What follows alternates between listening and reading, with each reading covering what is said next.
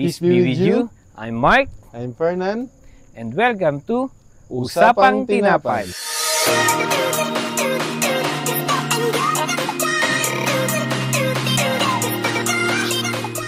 Okay bro, so syempre bago tayo magsimula, magpakilala muna tayo. Sino ba si Brother Fernan? Ako po si Brother Fernan. I am 40 years old. Ako po ay may dalawang anak, si Vince at si Eman. Aking pong may bahay ay si Iris.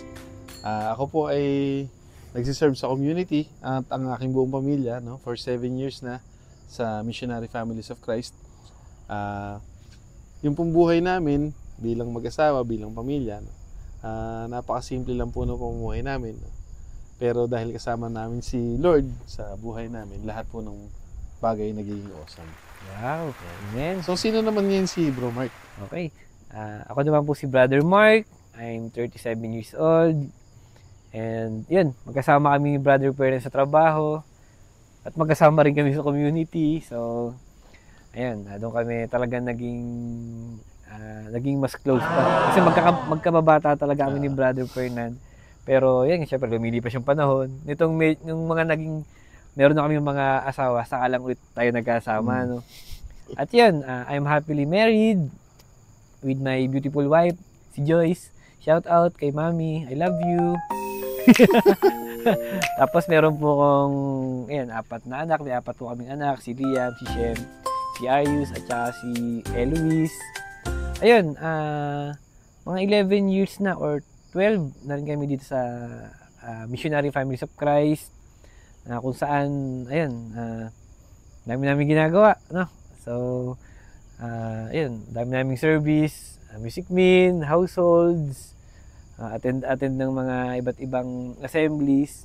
Pero yung pinaka nagustuhan ko sa lahat is yung LBS o yung Liturgical Bible Study na dito natin hinugot kung ano ba yung podcast natin. No? Dahil dito sa podcast natin, ayan, pag-uusapan natin yung mga scriptures. Yung first reading, second reading, at saka yung gospel. No?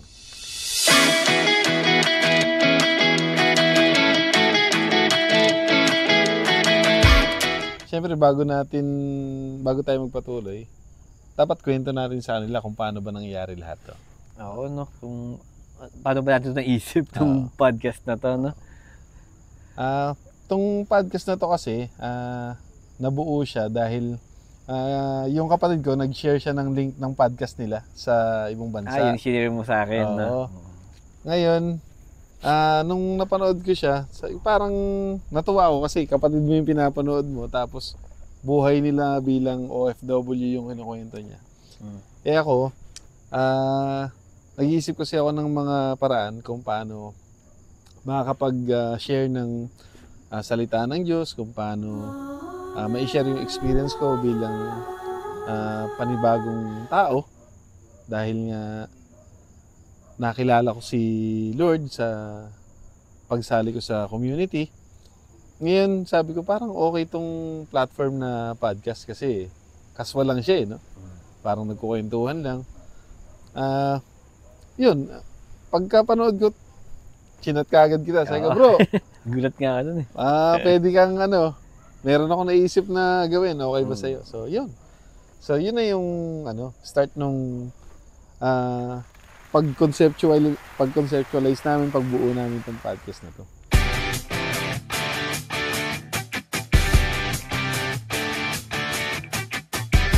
Paano naman natin, bro, nakuha yung pangalan ng Usapang Tinapay na yun?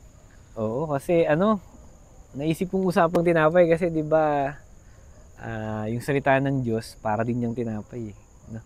Na talagang yun, tinapay pag kinain natin nabubusog tayo. At the same time yung mga scriptures, yung mga word of God, yung mga salita sa Biblia, sa Bible, na pag pinag-aralan natin, pinagnilay-nilayan natin, talagang makakabusog, especially sa ating spiritual na buhay. Tsaka naalala ko bro nung minessage mo ako nung tungkol nga dyan sa ating yung naisip mong idea yung podcast kasi ako hindi ko naisip yung podcast niya kasi puro vlog ang naisip ko kasi yun naman napapanood ko sa YouTube eh. Sabi ko podcast, ibig sabihin magsasalita ka ng magsasalita. Eh ako parang weakness ko yun. Kasi yun nga, medyo bulol-bulol ako, ganyan. Kaya medyo nagdadalawang isip ako noon. Pero sabi ko, sige, kasi para naman kay Lord itong gagawin. Para mas mahikayat natin yung mga makikinig, yung kung saan makakarating itong podcast natin, para mahikayat natin sila na magsimba. Oo. At mas mapalapit kay Lord. At saka, medyo hesitant din ako nun kasi nga, dami kong ginagawa. Hindi ko alam kung paano ko unahin. Dami kong ginagawa sa office, no? Tapos may mga service pa. Pero yun nga, sabi ko, tsaka exciting. Sabi ko, tsaka para din ma-practice yung communication natin. Kasi nga, ako pag nag-vlog kasi ako, parang hindi ako masyado nagsasalita kasi nag-ano lang ako video lang, makikita mo lang yung itsura ko ganyan. Kasi siguro kung napapansin niyo yung mga video ko, kung may nakapanood na sa inyo, sabi ko, baka dito matuto talaga akong magsalita. No? Most especially, ito salita kasi ng salita ni Lord to word of man to. Kaya siguro, go tayo. Yes, Lord. Yes, Lord. Ayan.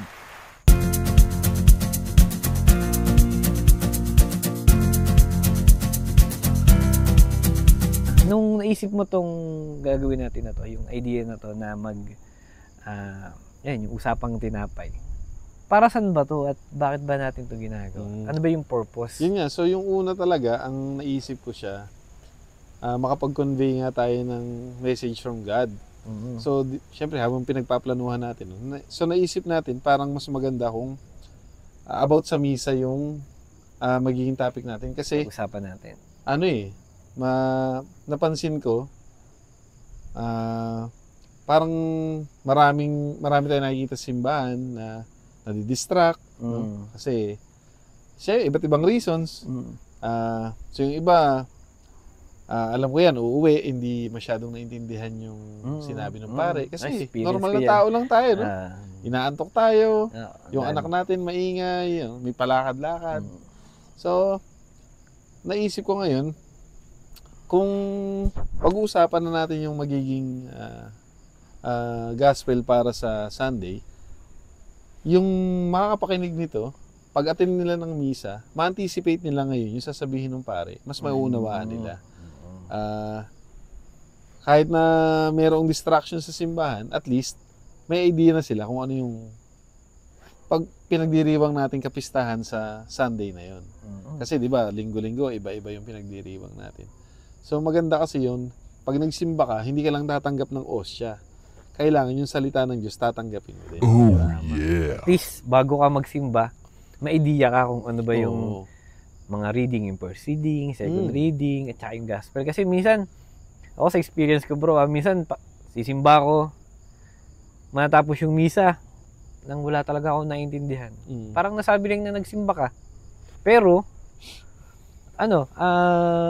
ayun lang, yung parang nag-attendance ka doon, tapos for compliance lang. For compliance. Hindi ko magsimba ako. Pero, ayun nga, yung purpose kasi nung ginagawa nating podcast, ay maintindihan talaga, no? May isa buhay, maintindihan may isa buhay. Kung ano ba yung gospel, yung perceiving, Tsaka sigurado ko bro, hindi lang tayo yung ganun. Alam ko marami sa ating nagsisimba na hindi rin masyadong maunawaan yung sinasabi ng pare. Kasi malalalim. Mga na kasi yan, mga theologians yan. Kami, malalalim. Ang sinusubukan namin gawin, ma-relay namin sa inyo yung salita ni Lord bilang normal na tao lang. Kung ano yung natanggap naming message, kung ano yung naging experience namin, tsaka paano namin siya na i-apply sa buhay namin. Amen. Diba? Yun. Okay. So, pero disclaimer po, hindi kami mga professional, mga expert pagdating sa Bible. Kumbaga, kung ano yung simpleng interpretasyon namin doon sa Bible. Although, pinag-aaralan naman talaga natin bago namin sabihin sa inyo. Pero yun nga po, we're just simple na mga tao na pinag-aaralan. At ang goal namin, ma-simplify, mas maintindihan natin maigi, mapag-aralan, maintindihan natin yung mga readings na yun at ma-share sa inyo para madali nyo ring maintindihan. Kasi pagdating talaga sa misa, minsan inaantok ka, minsan yung malalalim yung mga salita. At least, dito, pag napag-usapan natin, pagdating mo sa simbahan, may idea na. may idea ka. Ay, nabasa ko, alam ko yung, alam ko yung sinasabi ni Father. Yes, may i-apply mo ngayon siya sa buhay mo. Oo. Tsaka yun nga, hindi ka na mahihirapan na, hindi ka na mabubur magsimba kasi nga, nakikinig ka eh. Oo. Hindi yung tatayo ka na lang, uupo, luluhod. Maghihikab. Antayin mo na lang yung antanda, di ba? Oo. At least ito, na-internalize mo yung misa kasi dahil nakapakinig kayo sa amin, kahit paano, may maiintindihan na kayo susunod na misa. And, ang kagandahan po nito, syempre, dahil kami, magkaibang tao kami, at syempre kayo, magkakaibang tao tayo. Yung message ni Lord, kapag natanggap natin, most of the time po talaga, nagtutugma-tugma po siya. Kasi ganun po kahiwaga kasi yung message ng Panginoon. May mga connection siya. Oo, may mga connection siya. Pero syempre, minsan, iba yung interpretation namin, iba yung interpretation nyo. Oo. Minsan, pwedeng mali kami, or pwedeng mas maganda yung interpretation nyo. Pero yun nga, ang gulang naman natin ay ma-interpret, mapadali, mas maintindihan yung mga readings. Yes.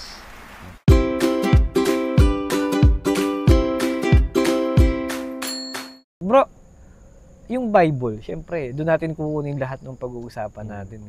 Saan ba, ano ba yung history niyan, yung Bible? Actually, yung history ng Bible, napakahaba talaga. No? So, ang isi-share ko lang sa inyo, syempre, yung short version lang, no? Kasi yung Bible, 40 ang authors niyan. So, apat na pong writer yung kinuha ni Lord. Grabe, no? Dami nila. In the span of mahigit 1,000 taon, no? Doon, yun yung timeline ng Bible, ganun siya kahaba. Ganun katagal siya bago nabuo. Sa 3 kontinente dito sa mundo, yung mga pinanggalingan ng mga author ni Jesus Christ na yung Bible, nagsimula siya nung nagbigay ang Panginoon ng mga batas kay Moises. So yun yung kung tawagin niya yung Torah, yung Law of Moses. Siya yung unang saligan ng mga tao. And then syempre na-incorporate na doon yung yung mga iba pang sulat ng mga propeta. Sila ngayon yung nag-a-affirm nung Law of Moses.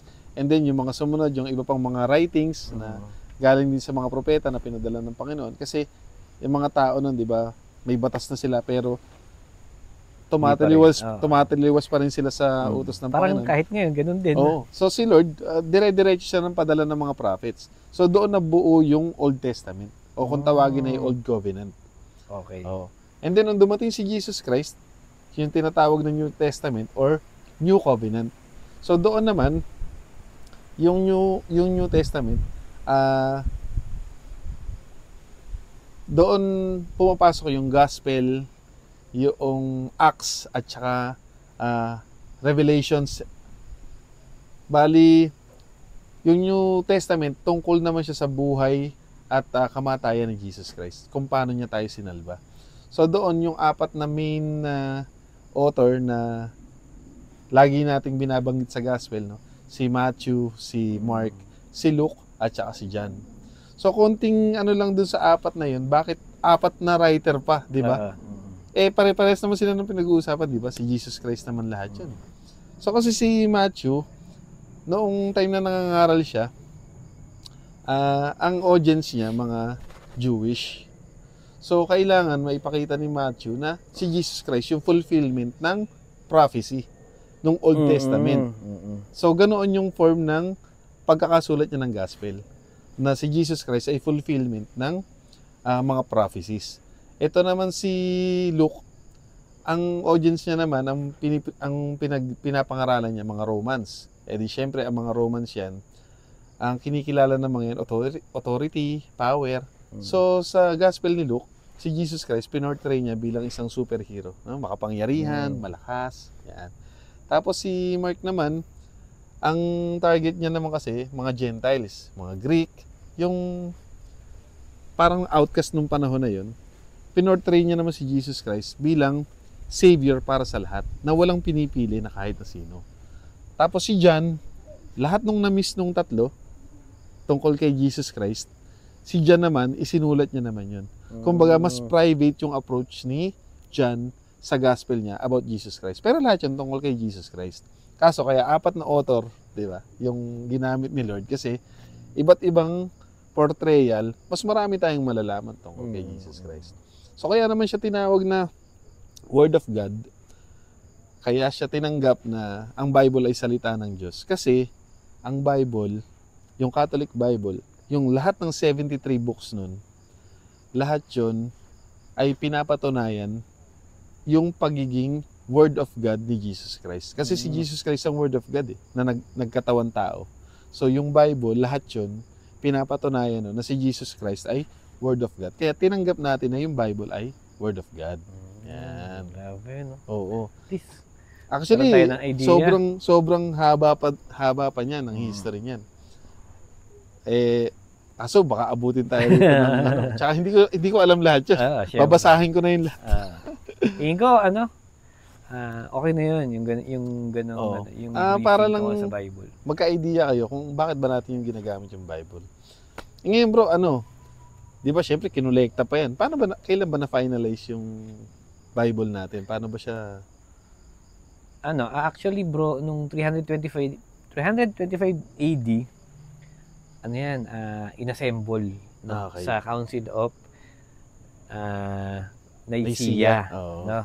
Ayun, tapos nung naman, yung New Testament yung bro. Tapos sa Council of Rome naman, yung buong Bible na kasama yung Old Testament sa New Testament. Sa Council of Rome naman yun. Okay. Kinanonize. Okay? So doon siya na-compiled na talaga. Doon na-compile kasi yun na yung pinagsama. Guide ng mga Katoliko talaga. Okay. Grabe. Salamat bro kasi talagang binigyan mo kami ng idea tungkol sa history ng Bible kasi malamang yung karamihan sa atin hindi naman talaga nagbabasa ng Bible.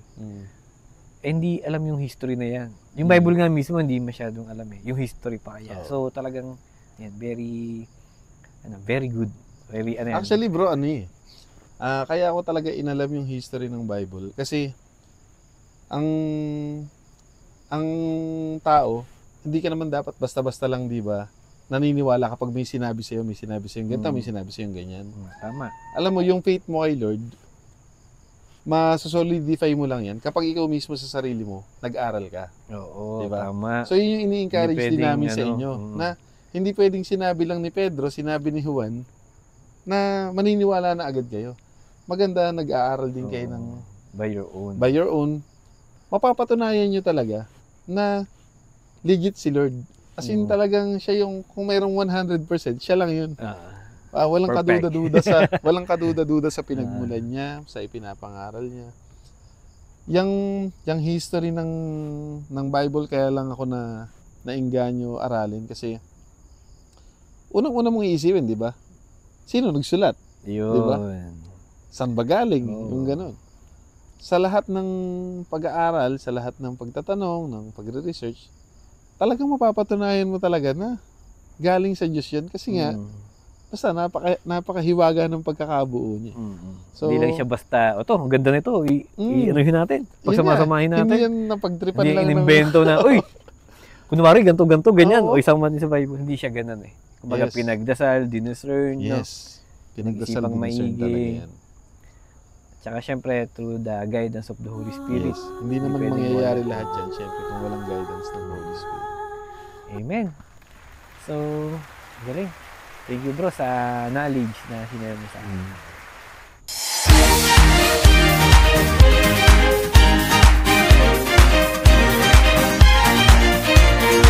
So bro, bakit naman tatlo pa yung binabasa natin sa misa? Bakit may first reading? Bakit may second reading? Bakit may gospel? Ayun, buti tinanong mo bro kasi napaka-importante na magkakasama yung tatlong yan. Yung first reading, second reading, at yung gospel. Kasi, yung tatlong reading na yon sinusuportahan nila yung isa't isa. No? So, kino-complement nila yung isa't isa. Yung first reading, lahat ng mga scriptures galing sa Old Testament. No? Ano ba yung laman nung first reading? Siyempre, diyan mo makikita yung covenant ni Lord sa mga tao. Yung mga prophecies, yung mga promises niya. Which is, mapapansin nyo, natupad lahat. Sino tumupad? Si Jesus Christ. Na nasa New Testament. No? Na, yun naman yung second reading. Yung New Testament. No? Okay. Yung New Testament naman, kino-complement niya yung sinusuportahan niya yung first reading kasi nga, doon nagmula eh. Kumbaga tinutupad niya yung mga lahat ng prophecies doon. Pinapatunayan ni Lord sa New Testament. No? Okay?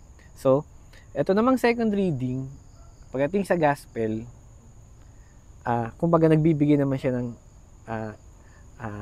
introduction, support sa gospel. No? Yung gospel kasi, balikan ko yung second reading. Yung second reading, sinulat yan ni Saint Paul, ni Saint Peter, ni Saint James, at saka ni Saint John. Okay? Tapos pagdating naman sa gospel, ang sumulat yan? Si Saint Mark, Saint Matthew, si Saint Luke, at saka si Saint John. Okay? So, mapapansin nyo naman sa gospel, lahat ng nangyayari sa buhay ni Jesus Christ. Yung mula, yung buhay niya, ano ba yung mga miracles na ginawa niya, ano ba yung mga teachings niya. Kasi lahat ng tungkol kay Jesus Christ nasa gospel. Kasi yun talaga yung pinag-uusapan natin eh. Kung ano ba yung mga, yung salvation na ginawa ni Jesus Christ. At the same time, nandun din yung pagkamatay niya at yung muli niyang pagkabuhay. Okay, so, kailangan sama-sama siya talaga. Kasi, sinusuportahan nila yung bawat isa. Tsaka doon yung mapapansin na, magkakakonekta pala talaga sila. Kasi magkakaibang libro yan eh. Na iba't ibang author, iba't ibang ano. Kasi mapapansin nyo, galing sa Old Testament, bakit sa New Testament, magkano sila, magkakonekta. Kumbaga may relationship. Kumbaga may pinapatunayan talaga yung daang-daang taon ng pagitan nun. Daang-daang taong pagitan yan.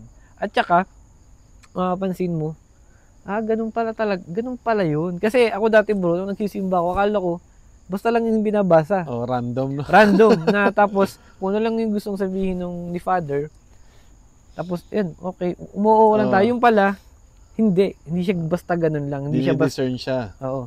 Hindi siya basta pinagsama-sama lang, maganda to. Ito, malupit tong mga birds na to. Ito, pag sumasamahin natin ito, matutuwa yung sila. Hindi pala siya ganun.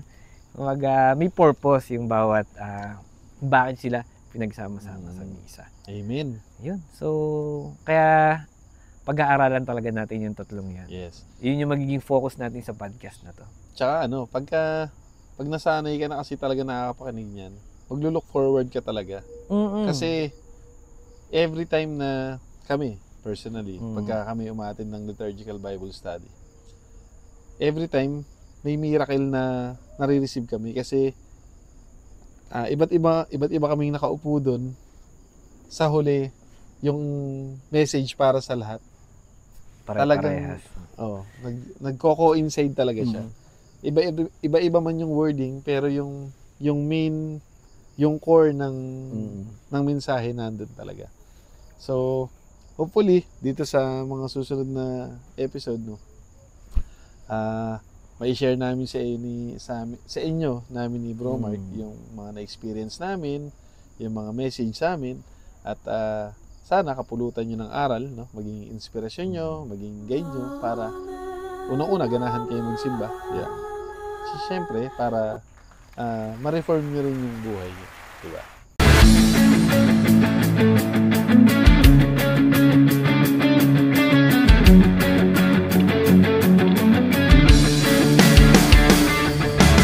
Ano ba yung mga mangyayari bro sa sa mga next episodes natin, no? So next episode, pag-uusapan natin syempre yung gospel, first reading, tsaka second reading. Doon tayo mag-focus. Yun yung pag-aaralan natin, na yung sinasabi nga namin sa inyo ni Bro Mark na i-deliver namin sa inyo kung ano yung message na nakuha namin. So in a way, makapulot kayo ng mensahe galing sa Panginoon. And pagdating ng Mass ng Sunday, may idea na kayo kung ano yung pag-uusapan sa Sunday, kung anong feast ang ipinagdiriwang natin pagka Sunday. Yun. Kasi every week may iba't ibang celebration kasi yan. Yes. Ayun. So, ayun nga, gaya nga ng sabi ni Brother Fernan, babasahin natin yung first reading, iintindihin natin, no? Tapos, ayun, basta kailangan natin siyang maintindihan bago tayo lumipat sa second reading. Tapos second reading, ganun din. Babasahin, iintindihin. Then titingnan natin kung ano ba yung relationship, connection ng first reading tsaka gospel. At pag na-gets na natin yun, naiintindihan na natin, saka tayo pumunta sa gospel. Babasahin din natin at iintindihin maigi. Then, alamin din natin kung ano yung connection ng bawat isa. At sa dulo, so magkakaroon din tayo ng reflections. Kasi kailangan reflection related doon sa binasa natin. Kasi syempre, para talagang malaman natin na may natutunan talaga tayo. May paano ba natin yun i-apply sa buhay natin? Ano ba kasi yung importante ron application. Ano ba yung mga na-experience natin na related doon sa mga binasa natin, no? So yun yung mga gagawin natin sa next episodes, sa mga susunod na episodes. Kaya sana ayan, sundan nyo kami, panuorin nyo kami sa aming susunod na episode. Please like and share sa mga kaibigan natin, sa mga friends natin na gusto ring makapakinig ng ganitong, makapanood ng ganitong usapan. Yes. No? So, at kung nagustuhan nyo po, syempre, no, subscribe po kayo para every time na may bago po kaming episode, updated po kayo. No? So, ito po kasi talaga, target namin is linggo-linggo dahil nga para to sa anticipation ng ating misa. Yan. Kaya expect nyo po na linggo-linggo makasama nyo kami. Ayun, may i-upload kaming video. Sana panoorin nyo para ready kayo sa misa. Okay? So, yun lamang. At kita-kits sa next episode. Maraming salamat po. Maraming salamat sa panonood sa aming pilot episode, no? Akala mo yun, naka-pilot episode na tayo, no? Kasi nung una, parang paano ba natin ito gagawin, no? Nagkakabulol-bulol ba tayo, di ba? Pero ang galing kasi nagawa natin yun. Congrats, bro. Amen. Tandaan po natin na ang tao ay hindi lamang nabubuhay sa tinapay, kundi sa bawat salita ng Diyos. Bye-bye!